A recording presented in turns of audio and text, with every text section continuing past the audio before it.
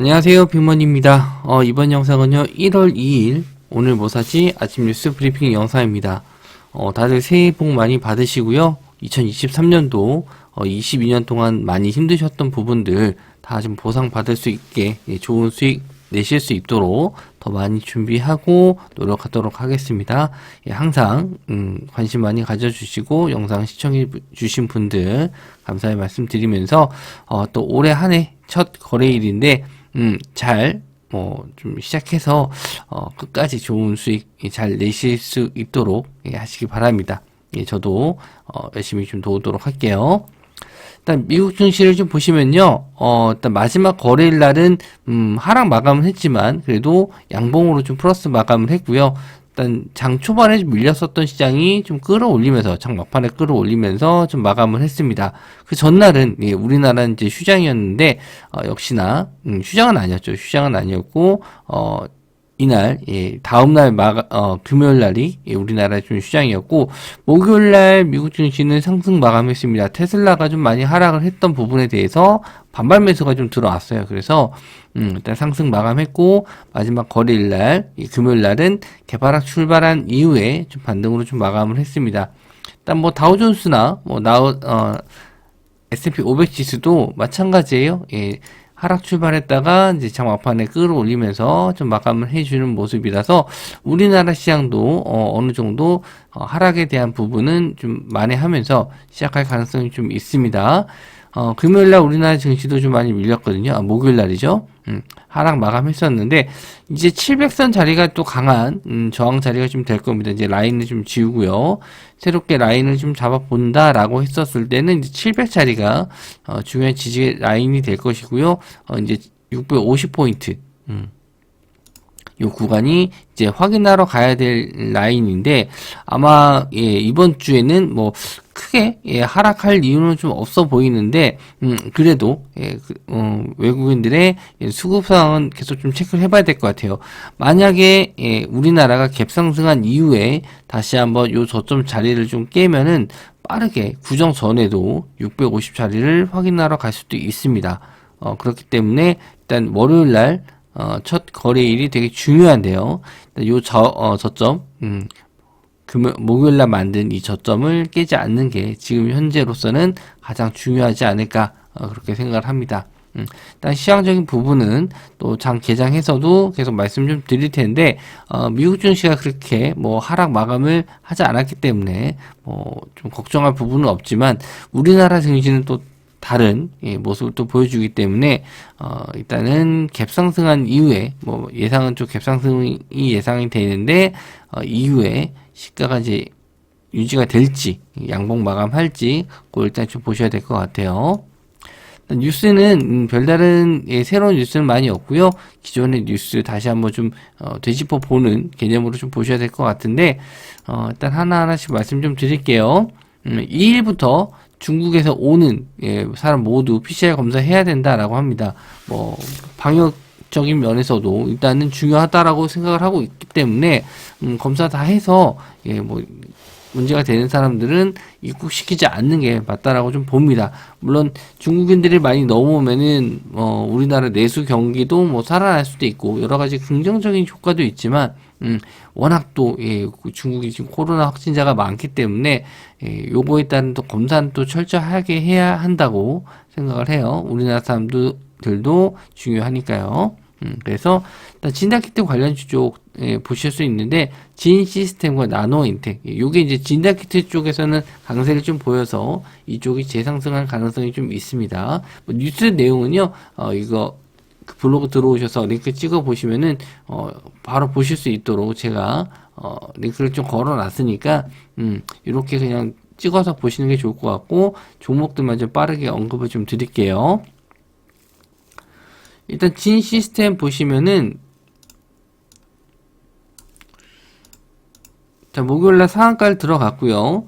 일단 장 막판에 좀 상한가를 들어갔었는데 아마 이렇게 좀 중국인들 넘어오는 거에 대한 일단 뭐 검사를 해야 될 것 같다. 요거에 좀 뉴스가 좀 미리 나온 게 아닌가 생각이 좀 들어요. 그래서 금요일날 목요일날 상한가 들어갔고, 일단 저항선 자리 다 뚫었기 때문에 일단 갭상승으로 출발할 것으로 좀 보여집니다. 다만, 거래 대금이 그렇게 썩 많지는 않아서, 좀 쉽지는 않은 종목으로 좀 보여요. 만약에 거래 대금이, 좀 많이 들어온다라고 하면은, 목요일날 들어왔던 부분보다 훨씬 더 많이 아침부터, 강하게 들어오면 매매 관점으로 보실 수 있고요. 만약에 그렇지 않다 그러면은 이제 음봉으로 빠진다 그러면 일단 조심을 하셔야 됩니다. 자, 그리고 나노엔텍, 거래 대금 많이 들어왔었죠. 거래 대금 많이 들어왔는데 목요일날 좀 상승이 나왔다가 오후장에 확 밀렸어요. 차익 실현 나왔는데 아무래도 일단 며칠 동안 좀 시장이 좀 계속 되다 보니까 차익 실현이 좀 나온 것 같습니다. 일단 불안 심리가 있으니까. 근데 거래 대금도 많이 들어왔고, 일단, 뭐, 지금 나노엔텍하고 진시스템은, 일단, 뭐, 저는, 진다키트 쪽에서는 좀 보셔야 될 테마라고 좀 보고 있는데, 좀 윗꼬리가 좀 많이 달아서, 이거 좀 고민을 좀 해봐야 될 것 같은데, 일단 중요한 라인으로 봤었을 때는, 6,100원 정도가 될 것 같습니다. 6,100원 자리를 돌파하는지, 단기적으로 이제 저항대 라인을, 요 6,100원으로 좀 보고 있는데, 요 자리 넘어서면은 한번 좀 매수 관점, 보실 수 있을 것 같아요. 일단 진 시스템이 시총이 너무 작아서, 이거는 좀, 건드리기가 좀 쉽지는 않은데, 그나마 나노엔텍은 1,500억 정도 시총이고, 목요일날도 거래대금이 좀 많이 터져서, 요 6,100원 자리, 그 자리만 한번 좀 안착했었을 때, 매수 관점 한번 노려보도록 할 예정이에요.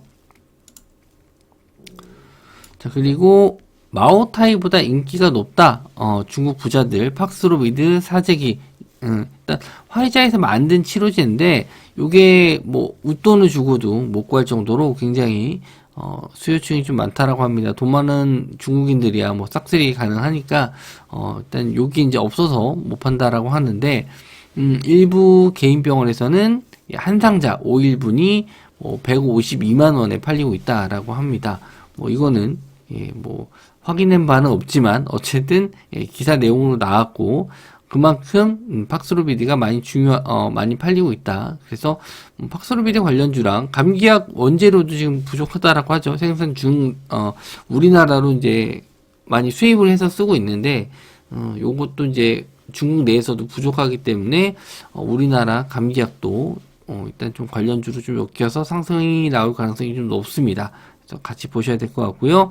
팍스로비드 관련주 쪽에서 KPS 생명과 제일파마홀딩스, 제일약품 그리고 감기약 관련주는 경남제약, 하나제약, 국제약품이 있습니다.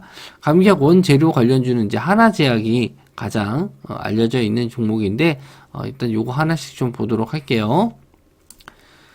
그래서 KPX 생명과학은 화이자 관련주로 좀 많이 올라왔었는데 목요일날도 마찬가지로 장 막판에 좀 밀렸죠. 이거는 아무래도 또 오후장이다 보고 이제 연휴 길다 보니까 차익 실현 나온 것 같고 제일파마 홀딩스 그리고 제일약품 이렇게 있는데 시간 외로는 제일파마 홀딩스가 가장 시세가 좀 잘 나왔습니다.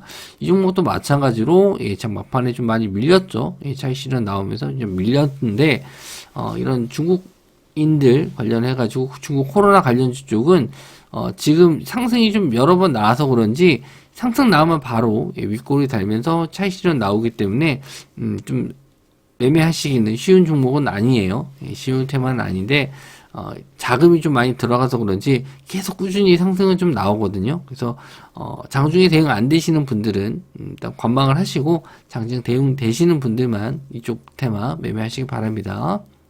그리고 제일약품 역시나 또 윗골이 장막판에 좀 많이 밀렸고요. 하나제약, 경남제약, 국제약품 이렇게 있는데 경남제약이 그나마 상승이 좀 나왔었고 다 차트가 보면은 비슷해요. 목요일 오후장 장막판에 밀리는 모습. 하나제약도 상승이 좀 나왔었는데 그나마 좀 덜 밀렸어요. 그나마 좀 덜 밀렸고 추세가 좀 살아 있으니까 일단 시간 내로는 1% 정도 밀리긴 했는데 저는 이제 하나제약 정도 좀 볼 예정이고요. 거래 대금이 그렇게 썩 많지는 않습니다만은 시총도 좀 그나마 괜찮고요. 좀 매매하기에는 좀 편한 종목이 좀 될 수 있을 것 같아서 일단 치료제 관련주 쪽 감기약 쪽에서는 일단 하나제약 정도 뭐 대박보다는 그냥 짧게 노릴 수 있을 정도는 하나 제약 정도가 될 것 같습니다. 자, 그리고 데이터 산업법 시행령 개정안이 국무회의를 통과했고요. 1월 3일부터 시행한다라고 합니다. 데이터 산업법 요거는 예전에 한번 얘기가 좀 나왔었다가 언제 시행되나 했는데 1월 3일 날 시행을 된다라고 합니다. 그래서 요거 관련해 가지고 이슈가 됐었던 종목이 데이터 솔루션, 줌 인터넷, 모아 데이터가 있었거든요. 그래서 요 종목도 다시 한번 시세 한번 좀 보시면 될 것 같고, 데이터 솔루션은 시세 한번 나온 이후에 지금 계속 좀 박스권의 흐름을 좀 보여줬거든요. 그래서 6,000원 자리가 좀 관건인데 아마 요걸 한 번에 넘기긴 좀 어려울 것 같고, 거래량이 좀 실리는 모습이 좀 나와야지 매매 관점으로 좀 볼 수 있을 것 같습니다. 그리고 줌 인터넷, 그리고 모아 데이터 다 있는데, 모아 데이터도 예전에 한번 그 급등이 나왔었던 시기는 이 무상증자 이슈로 급등이 좀 나왔었거든요. 근데 요게 좀 끼가 있었던 종목이고, 한번 이렇게 상한가 들어간 이후에 꾸준하게 좀 상승이 나왔었는데, 이제 재료가 어느 정도 소멸되고 나서 조정을 좀 받았습니다. 근데 21선 자리를 아직 돌파를 못했기 때문에 저도 요거는 좀 확인을 해봐야 될 것 같아요. 데이터 솔루션은 그래도 21선 자리는 올라와서 저는 좀 긍정적으로 좀 보고 있는데, 모아 데이터는 조금 요게 이제 21선 자리를 못 넘으면은 요 앞에 있는 매물대가 다 저항이거든요. 그래서 강한 거래량으로 확 뚫지 않으면, 아니면 갭으로 확 뚫어서 슈팅 나오지 않으면 매수 관점으로는 좀 보기는 어려울 것 같아요. 그리고 1월 3일이 재료 소멸이기 때문에 하루 정도 볼 수 있는 테마라서 요거는 당일날 한번 시세에 나오는지 정도만 보시면 될 것 같습니다. 시총들이 다 대부분 또 1,000억 이하이기 때문에 그렇게 뭐 자금이 많이 들어오기도 좀 어렵고 호가 물량도 적을 가능성이 좀 높아요. 그래서 요거는 그렇게 크게 비중을 두고 보진 않습니다. 자, 그리고 3년 만에 돌아온 CES, 삼성과 LG, SK, 한국 기업이 출격 준비 완료했다. CES 2023에서 여러 가지 이제 가전 제품들이 나오는데, 올해 많이 관심을 좀 갖고 있었던 게 이제 메타버스와 XR, 그리고 뭐 VR, AR 요쪽인데, 저도 이제 요쪽에 대해서 관심을 좀 가지고 있었는데 생각보다 좀 많이 시세가 안 나왔어요. 아무래도 이쪽에 관심을 좀 많이 가지려면 뭐 혁신적인 게 좀 많이 보여야 되는데, 기대감은 크지만 실제로 이제 보여지는 거는 뭐 혁신적이지 못했다. 그리고 생각보다 이제 이쪽에 뭐 XR이나 VR 쪽 판매 소비가 그렇게 많이 늘어나진 않았어요. 저도 일단 VR 기계를 구입을 해서 얼마나 좀 기술력이 발전됐나 봤는데, 예전에 비해서는 상당히 좋아진 건 맞아요. 뭐 기계도 좀 가벼워지고 말밀도 좀 덜해지고 했지만, 뭔가 좀 킬러 컨텐츠라고 할 수 있을 만한, 사람들이 이거를 꼭 해야 된다라고 생각이 들 정도로 강한 어필을 할 수 있는 뭐 프로그램이나 뭐 그런 예시를 좀 들만한 게 좀 별로 없는데, 뭐 예를 들어서 이 VR을 끼고 이 VR만 꼈을 때 할 수 있는 뭔가가 좀 필요한데 그런 건 없었던 것 같아요. 그래서 아직은 조금 기술력이 더 발전해야 되고 컨텐츠적인 면에서 더 나와야 되지 않을까. 물론 이쪽 사업이 이제 뭐 사양 산업은 아니고 아직 개발 단계이기 때문에 관심은 좀 더 가져야 될 테마긴 한데, 아직 이 뚜렷한 뭔가를 좀 보여주지 못했던 게 아닌가 싶습니다. 일단 여기서 일단 CES 2023에서 어떤 제품들이 나올지 그런 거 일단 관심을 좀 가져보셔야 될 것 같고요. 그리고 연말에 조금 움직임이 좀 나오긴 했어요. 맥스트, MP, 뉴플렉스, 선희 시스템, 스코넥, 코세스 이런 종목들이 좀 있습니다.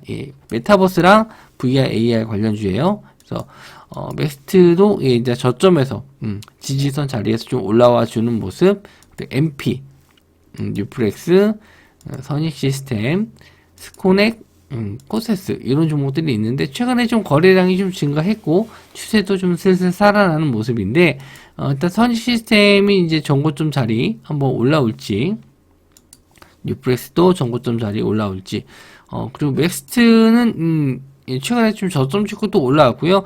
다만 요 지금 테마들이 거래 대금이 생각보다 많진 않다라는 거, 그게 좀 아쉽긴 한데, 저는 뭐, 요거는 CS2023 전에 한번 좀 보셨으면 좋겠고, 일단 맥스트가 좀 흐름이 좋았고, 뭐, 저는 또 선 시스템도, 일단 VR 기계 쪽에서는, 괜찮지 않을까. OLED, 예, 장비 쪽이라서 이쪽을 한번 좀 보고는 있습니다. 뭐, 4x4를 여러분 좀 말씀 좀 드리긴 했는데, 컨텐츠적인 면에서 아직 뭐가 좀 나온 게 없어요. 그래서, 좀 뭐, 빼놓긴 했습니다. 빼놓긴 했고, 거래 대금이 좀 다시 증가해서 21선 자리 올라오게 되면은 한번 또 보셔도 될 것 같긴 하고요. 요 4x4는 좀 개별 이슈로 저도 좀 보고는 있기 때문에 일단 매매하기 좀 좋은 시점이 오면은 또 말씀 좀 드리도록 할게요. 그래서 예, 요거 CS2023에서 관련 종목들은 일단 선 시스템 예, 그리고 맥스트 예, 이 정도만 좀 보고 있습니다. 다음 뉴스는요. 예, 현대차 예, 사우디에 중동 첫 조립 공장을 세운다. 예, 요거 기사가 나왔는데 이제 뭐 네옴시티 쪽하고 뭐 연결 지으려고 예, 하는 건지 일단은 예, 저는 뭐 그런 내용까지는 모르겠고 요거 그냥 단독으로 뭐 계약 맺은 거 MOU거든요. MOU라서 법적인 뭐 구속 능력은 없긴 하지만 그래도 좀 의미가 있지 않을까 하긴 합니다. 그래서 일단 1일날 MOU 체결을 했고, 부품을 현지에서 완성차 조립 판매하는 반조립 공장을 세운다. 뭐 이런 기사 내용이 있습니다. 그래서 뭐 현대차 관련해서 부품주 쪽보다는 이제 수소 관련주 쪽, 수소차 관련주 쪽이 좀 이슈가 돼서 올라간 적이 있기 때문에 그쪽을 한번 좀 보시면 될 것 같아요. 그래서 현대공업, 그리고 유인텍, JN게이터, 동아화성, 평화홀딩스 이런 종목들이 있는데 대부분 다 종목들이 우하향이라서 이쪽이 좀 강세를 좀 보이기는 어려울 것 같아요. 그리고 자동차 업종이 생각보다 좀 올해 썩 좋지 못할 거라는 예상이 좀 많아서 그런지 대부분주들 이런 쪽들 다 좋지 못합니다. 그래서 저는 일단 전기차 쪽 2차 전지나 뭐 수소차 이쪽은 조금 저점이 더 내려오게 되면은 저가 매수는 가능할 것 같아요. 추세를 보기엔 좀 어렵고 장투하실 분들이 오히려 2차 전지나 수소차 쪽이 완전 좀 저점, 코로나 이전보다 훨씬 더 저점으로 좀 내려오는 구간 이런 흐름이 좀 나왔을 때 완전 저점 구간 있죠. 이렇게까지 빠지면 오히려 담아두시는 매매가 좀 낫지. 지금 추세가 꺾여 있는 상황에서 그냥 따라가시기보다는 가격적인 저점 이런 거 좀 확인하셔서 장투를 좀 보시는 게 좋지 않을까 생각을 합니다. 자, 그리고 트롯 역사를 재편한다. 예, 그리고 미스터 트롯 2가 시청률이 전 채널 1위를 질주했다라고 합니다.